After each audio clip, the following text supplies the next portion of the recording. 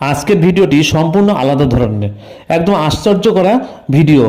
কলকাতা বিবাদীবাগের ঠিক যে লোক আদালত আছে তার বিপরীতেই এই বাচ্চা ছেলেটি চায়ের দোকান করেছে। সে দোকানটায় এত ভিড়, তার মধ্যে দিয়ে খুব তাড়াহুড়ো করে ঠিক দোকানটাকে সামলাচ্ছে, যখন যে চাচ্ছে তাকে বেশ সেই জিনিসটা দিচ্ছে, কিন্তু আর তার ব্যবহারটা আর তার গলার আওয়াজটা আমি ঠিক শোনাতে পারছি না আপনাকে। ওর গলার আওয়াজটা এত মিষ্টি, তো আমি ভিডিও না করে থাকতে পারলাম না। তো ওকে একবার বললাম যে বাবা আমি ভিডিও করছি, তুমি কিছু মনে করো না কিন্তু। তো এত সুন্দর কথা বললো যে না না আমি কেন মনে করব। তো বাচ্চাটির নাম হচ্ছে অঙ্কুর। খুব অসহায়, বিপদে না পড়লে ঠিক এই বয়সে, যে বয়সে খেলাধুলা করে সেই বয়সে নিশ্চয়ই চায়ের দোকান করতো না, ঠিক সংসার সামলানোর জন্য। আমি এর কাছ থেকে অনেক রকম কথা শুনলাম, অনেক আলোচনা শুনলাম ঘরের ব্যাপারে।